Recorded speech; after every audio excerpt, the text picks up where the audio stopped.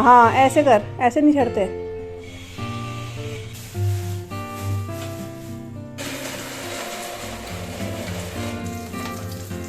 बहुत टेस्टी लगता है ये, मतलब मम्मी बनाती है मसाला वगैरह रेडी करके।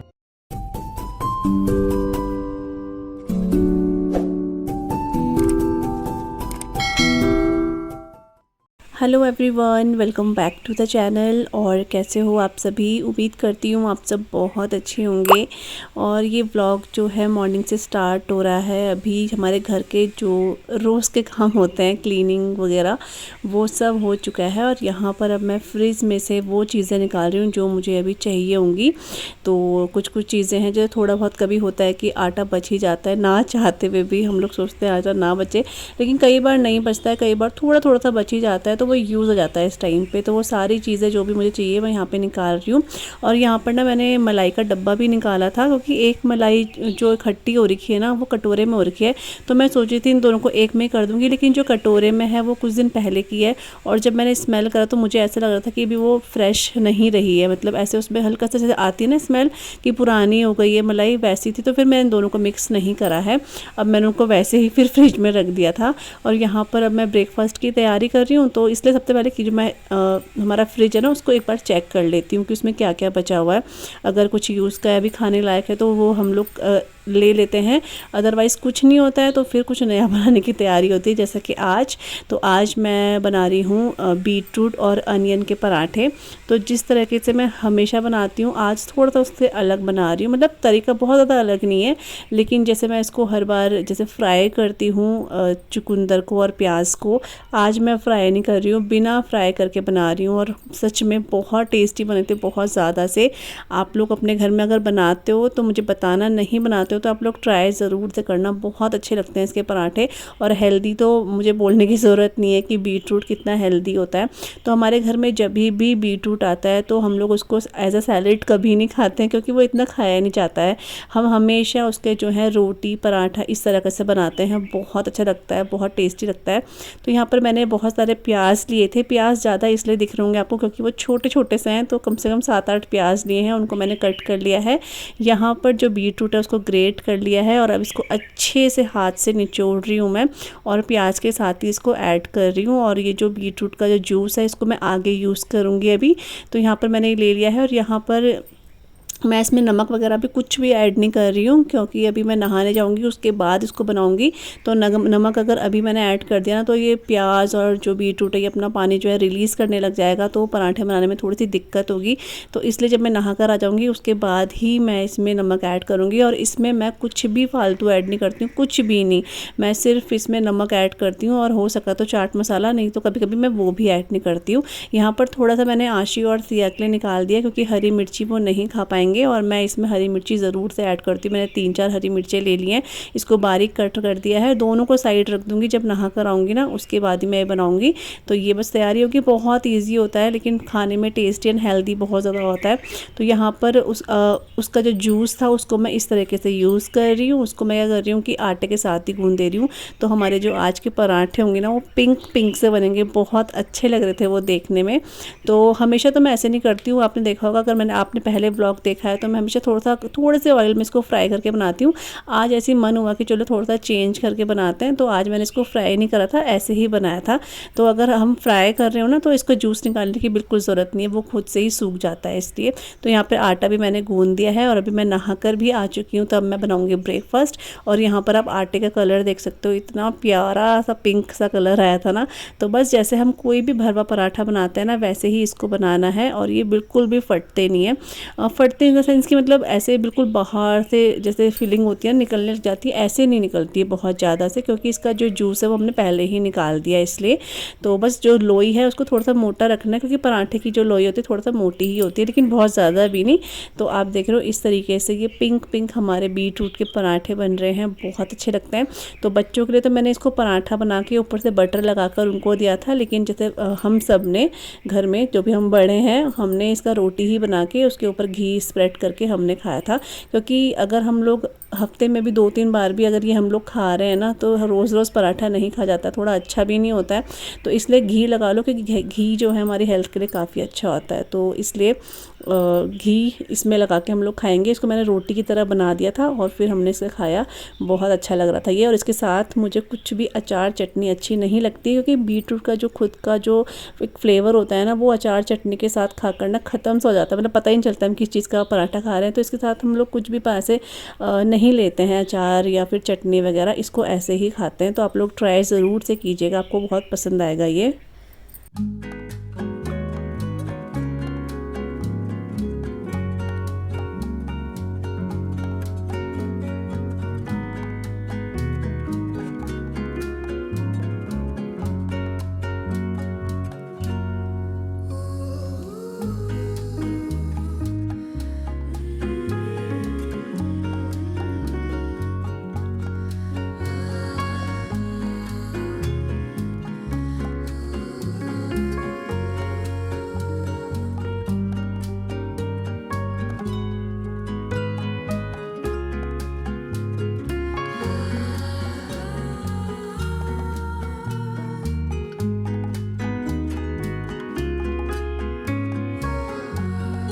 तो ब्रेकफास्ट हमारा हो चुका है और यहाँ पर अब मैं जो है ना, ये कपड़े जो स्टैंड में आप देख रहे हो, इन सभी को मैं छत में लेकर जा रही हूँ, क्योंकि धूप काफ़ी अच्छी आई है आज, क्योंकि काफ़ी दिनों से बारिश थी और आज धूप काफ़ी अच्छी आई। तो मेरे को हुआ कि चलो जो कपड़े हैं सारे के सारे जो हैं छत में ही सुखा देते हैं, जल्दी भी सूख जाएंगे और अच्छे से इनमें धूप भी लग जाएगी। और इसके अलावा भी जो डेली के कपड़े होते हैं वो धुले थे, वो भी मैं छत में लेकर जा रही हूँ, क्योंकि उनको तो ज़रूरी था ही ले जाना ताकि जल्दी सूख जाए। वैसे तो मैंने ड्राई करे हुए हैं, लेकिन फिर भी। और यहाँ पर हमारी क्यूट सी कैंडू यहाँ पर सो रही थी, बिल्कुल दरवाजे पे सो जाती, तो उसको इधर खिसकाना पड़ता है। उसकी जीभ देखो ऐसे बाहर निकाल, जब सो ही रहती है ना गहरी नींद में, तो उसकी जीभ ऐसी बाहर रहती है हमेशा ही।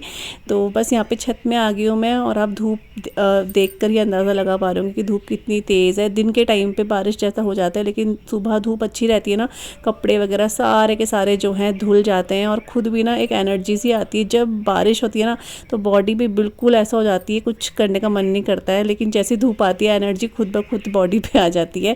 तो यहाँ पे सारे के सारे कपड़े जो है मैंने वॉश करे थे, वो मैंने सारे के सारे यहाँ पे सुखाने डाल दिए हैं ऐसे। और नीचे तक अरे कपड़े से पकड़ते रहे, अपने बाल पकड़ते भी हैं बेटा, तभी तो सूखेंगे। हाँ पकड़ो, नहीं पकड़, हाँ हाँ ऐसे कर, ऐसे नहीं छड़ते।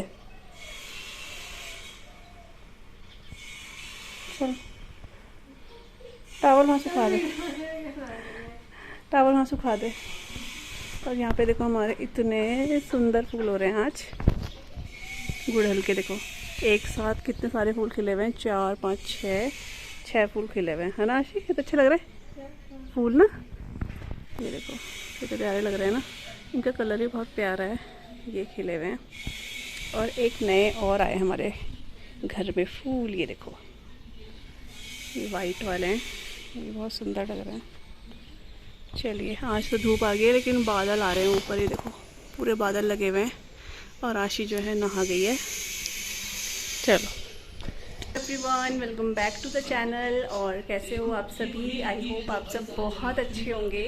और आज है सैटरडे, और आज है सेकंड सैटरडे। मैंने पिछली बार सेकंड सैटरडे बोल दिया था। ऐसी आवाज़ कम कर दे, थोड़ी कम कर दे। तो आज सेकंड सैटरडे है। उस दिन पता नहीं मेरे ध्यान में क्यों बार बार सेकंड सैटरडे आ रहा था, जबकि उस दिन गणेश चतुर्थी थी, तो तब छुट्टी थी वही है। और बच्चों की तो आप लगा लो वेडनेसडे, थर्सडे से इनकी छुट्टी, थर्सडे को, फिर फ्राइडे को भी हो गया सेकंड सैटरडे, फिर संडे, और मंडे को भी शायद छुट्टी है, ईद है शायद उस दिन, तो शायद उस दिन भी छुट्टी है। तो इनकी 4 5 दिन की छुट्टियाँ लगातार हो गई है। 2 दिन तो वैसे ठीक ही हुआ, क्योंकि बहुत बारिश हुई यहाँ पे। कल और परसों बहुत बारिश हुई, कंटिन्यू बारिश हुई है। आज धूप आ गई है, लेकिन बादल लगे हुए हैं, लेकिन ये कपड़े सूख जाएंगे। और थोड़ा जैसे गीला गीला जाता है ना घर वगैरह, सब ठीक थोड़ा सा सूख जाएगा, ये होगा।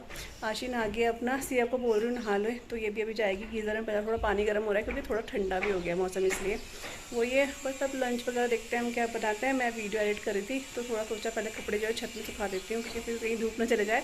और मुझे बस वॉइस ओवर करना है, और एडिट तो सब हो रखी है, इसलिए। चलो, तो ये टीवी देख रही थी, तो टीवी मैंने वॉल्यूम कम कराया। देख ले, अब देख ले।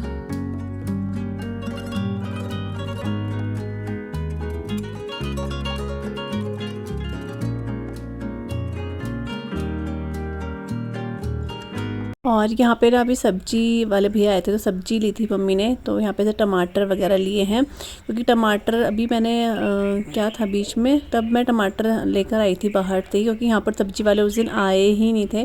तो वो टमाटर अभी तक चल रहे थे, 2 किलो टमाटर थे लेकिन काफ़ी दिन चल गए थे। अभी टमाटर ख़त्म थे, वो लिया, खीरा और तोरी लिए है।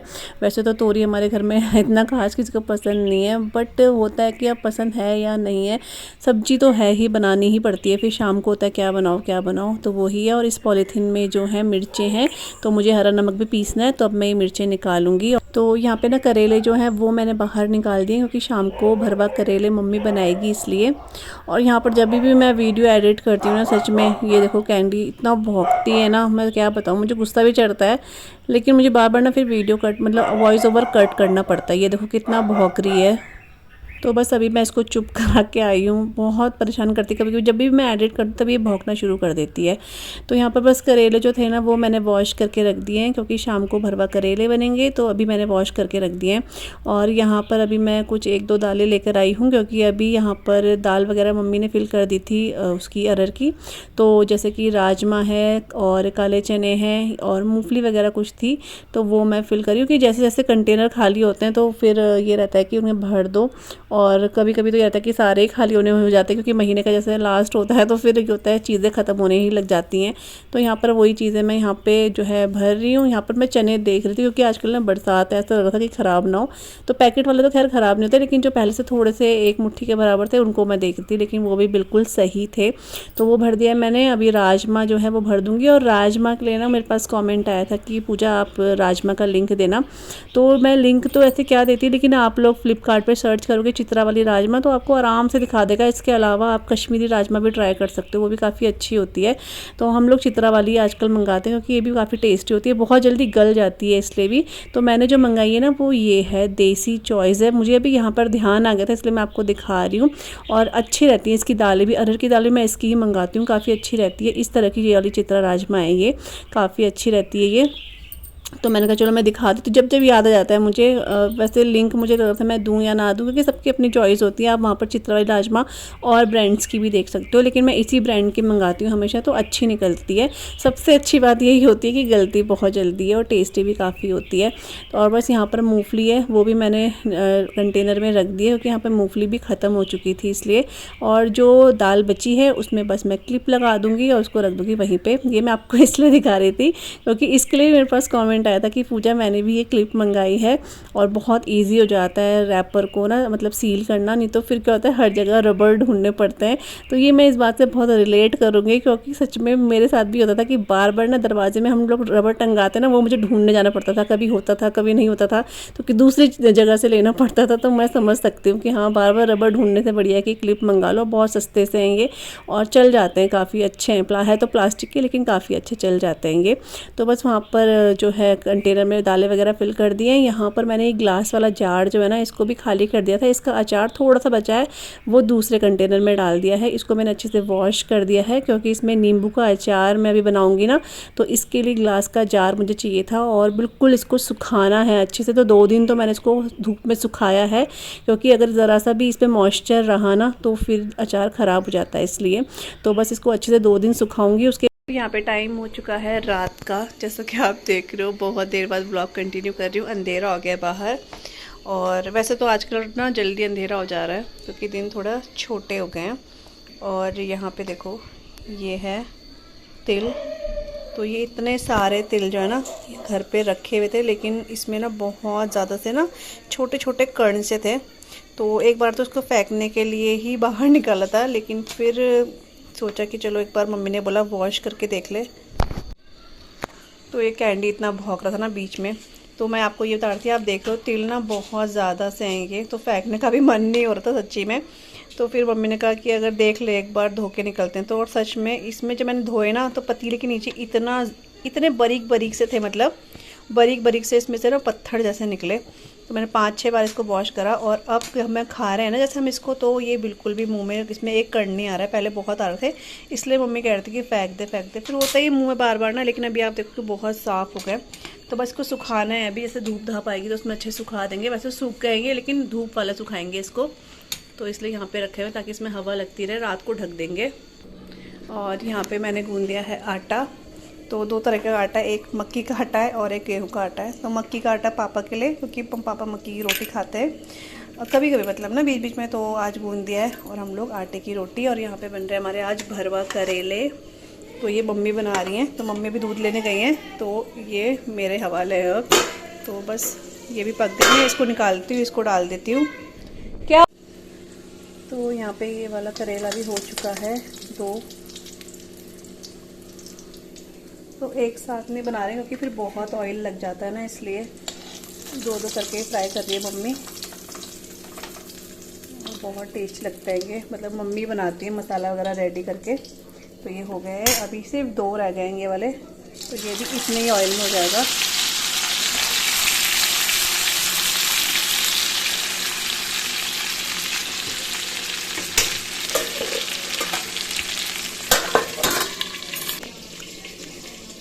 तो ये हमारे करेले जब वो भी बन जाएंगे ना, तो मैं इसको भी उसमें डाल दूँगी फिर, बाकी ज़्यादा बर्तन क्या लगाने। यहाँ पे हो चुकी है पूजा, तो मम्मी ने पूजा भी कर ली है। उसके बाद मम्मी दूध लेने गई है।